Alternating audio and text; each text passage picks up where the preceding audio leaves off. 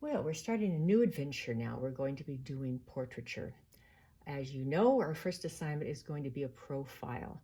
I've chosen to draw Mr. Fenderson, so I've got my iPad here with the photo on it, and I've done most of my underdrawing, my preliminary gestural sketch. It isn't absolutely accurate yet, but it's beginning to be there. When I start this, I always start with this section, and then I add the head on. Sometimes people like to draw the whole head shape first. You can do that, and actually that's probably the better way to do it. I really should have started this slightly to the right because generally you don't want things right in the middle, but I'm not going to worry about that now. So I've just lightly put in what I need. Remember a couple of our measurements. The back of the eye is equal to the back of the eye to the back of the ear. So the back of the eye to the jawline equal to the back of the eye to the back of the ear. Now you can't really see the back of his eye because it's under his glasses, but I can see the shadow of it and I'll know where to put it from there.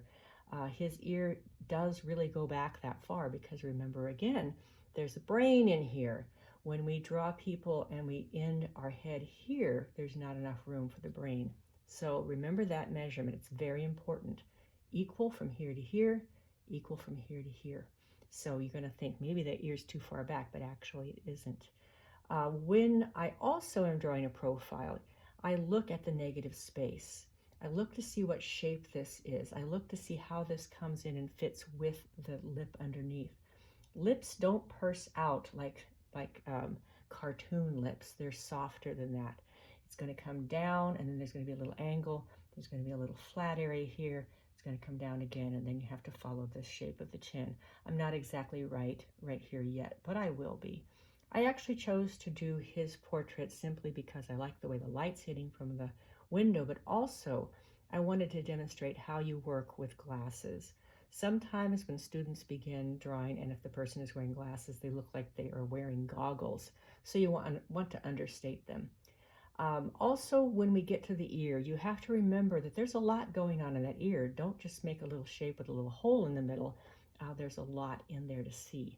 Same thing with nostrils. There's a tendency to want to draw nostrils like they're stuffed, like a stuffed olive or something. You don't want to overemphasize the nostrils. Sometimes you're going to see a full round shape, or in the case of Mr. Fenderson, there's just a little bit of shape in there. You don't really see a really round nostril.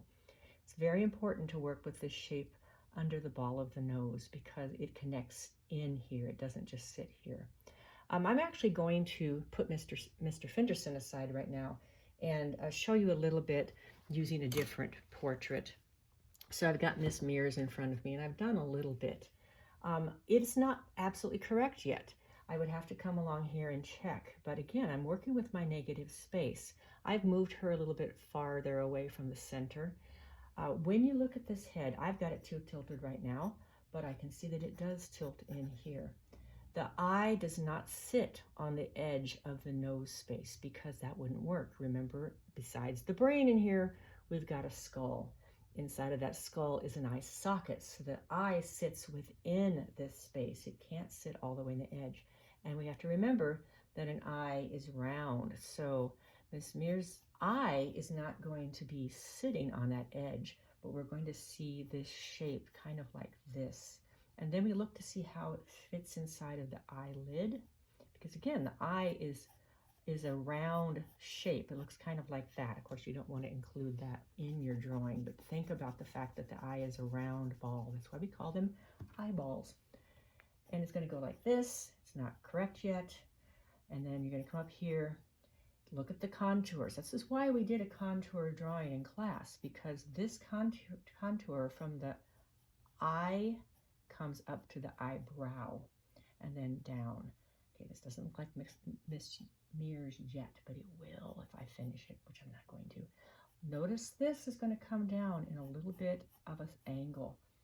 People's noses don't move, but they definitely give a personality when we are working with them. The nostril does not sit on the edge of the nose either. It sits inside of the nose. So look to see where it's happening, what shape it is, and then put that in.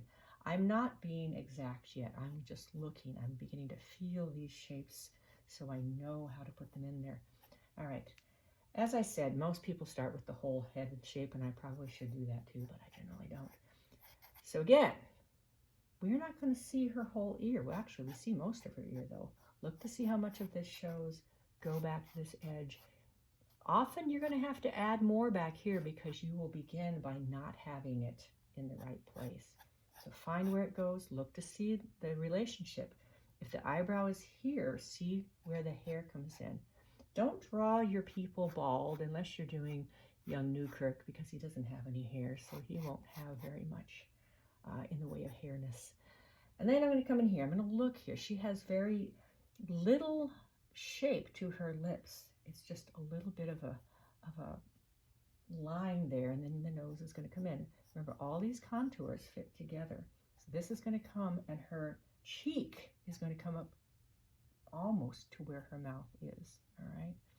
Again, I'm not going to finish her, but I'm going to look here. I'm going to place the ear so you can see what I'm doing. Look at her jawline. She's got great lighting in this picture, by the way. Jawline is going to be there. The measurement from here is going to be the same as the measurement to the back of her ear, and it's perfect because I see a little bit of ear coming in right here. If I were actually drawing her, I'd put the shape of her hair in, but not worry about the hair yet. All right. And again, she's not going to be finished. I'm just showing you. Find the angle of her neck. Come down. Look at your negative space, because the tendency is to want to put the shoulder right there, but that's incorrect. So we're going to take that line away, and we're going to look to see what's happening here, and that shoulder and her collar are going to come in here. Remember, we're not drawing with symbols. We're looking to see what is really happening. Shoulders are very symbolic when we draw them, but also collars are. So look to see how that collar really hits her and draw in from there. Okay, look to see how far out it is. You've got the photo right next to you, so you can actually measure on the photo. Does this look like Miss Mears yet? No, but it's beginning to sort of take shape. So when we get to ears, as I said, you're going to have to look at what is really happening. For Miss Mears, you don't see all of her ear, but you do see a bit of her ear poking out in there, so you need to make sure that it's there. So look at angles. This isn't quite correct. I have too many lines in there, so let's fix that a little bit. She's got a line that comes down. It's going to be equal to where her eye is. You're going to see her eyelid over the top, and it's going to come in kind of like that. Eyelashes, again, do not put like these eyelashes that look like they came from Walmart. You're going to actually see what's there. Her eyelashes are just a little hint. When you're drawing a person, you can barely see their eyelashes generally, unless they're wearing really big fake ones, or if you're drawing a really close-up thing. This eye, you are not going to see anything that looks like this. That's a front view eye. You're seeing a side view eye, so it's going to be more of this shape. And you want to look to see the way the eyelid angles in and how the eyelid angles at the bottom as well. So hers really does go up like this, okay? The nose is not correct yet. You want to look at the angle of the ball of the nose. This is very, very important right here. So I don't have it quite long enough. She's got a little bit of a upward line here, comes down a little bit, and then it's going to be coming around like this, all right? And again, that nostril has to sit inside of the nose. It doesn't sit outside. It angles quite a bit down here. So this doesn't look like Miss Mears yet, but as you can see, I'm beginning to put it together so that it will work better. Remember again to measure your things. This goes here, goes to the back. Actually, her ear needs to come back just a little bit more. Also, remember, this eye is in the center of the head, which it is. It's from the highest point to the lowest point. So this usually angles up, so it would come to this part. So center, and then this measurement is very, very important. Look at your negative space. Make sure that you are not putting the eye up in the forehead. Look to see the angle. So as I said again, this is going to angle this way. Very seldom do we have a face where the lips and the chin and the nose are all equal, although Miss Mears does have a little bit more of a protruding chin. Not in a bad way. That's not meant to be bad, Miss Mears. Okay, so that's it for the beginning. After this video, I'm going to actually show you my work with Mr. Fenderson. You've all got different people. I'm actually going to put a few more things at the end of this having to do with shapes of ears and lips. So I'm going to turn it off for now, but then you will see it in just a minute. Well, here are some examples of eyes. We already saw Ms. Mears' eyes. This eye is Mr. Shattuck, and above is Mr. Noble, and above that is Mr. Mancini. So you have to look at this area above the eye. You have to look at the way the eyelashes fall and how little of the eye is showing. You're not going to see much eye at all. In fact, in Mr. Mancini's, you don't see much color other than just a little slit. And his eyelashes do come out, but hardly anybody's comes out and back up again.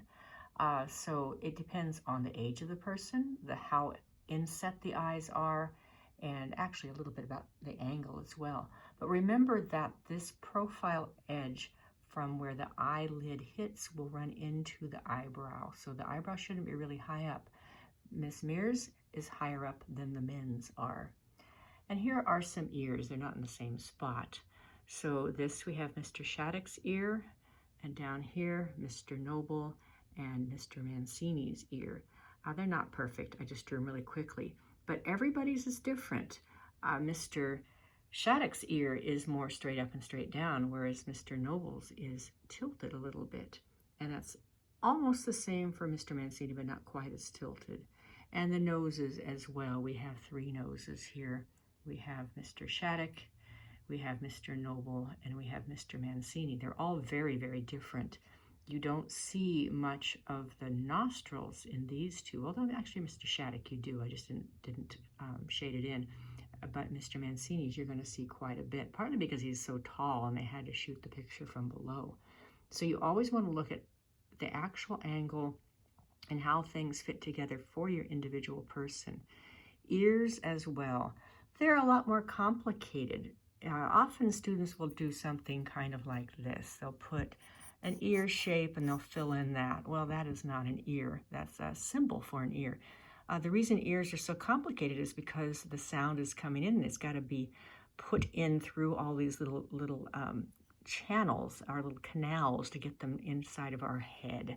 So they're a lot more complicated than we might think. So you have to look at actually what is happening in there, not just the shape of the outside of the ear, but the shape of the inside of the ear. I didn't talk about mouths much. I may include that in another video. But just make sure you're looking at your shapes, remembering those measurements. The measurements are very, very important, that the eyes are in the center of the head. They're not up here in the forehead, because we've got to have a brain in there. And I'm sure that all of these people have very nice sized brains. So think about the measurement, the back of the eye to the edge of the chin here, actually the jawline, back of the eye to the back of the ear. I think most everybody ears are showing. I'm not sure if Mrs. Rouse has hers showing, but choose wisely. There will be a PowerPoint on your MyMHS page to talk about hair, because that seems to be the thing that's the most complicated for people. But I have to go find it. I think it's on my computer at school. So that will be coming soon. So what you need to do now is choose your person and begin your light until right underdrawing.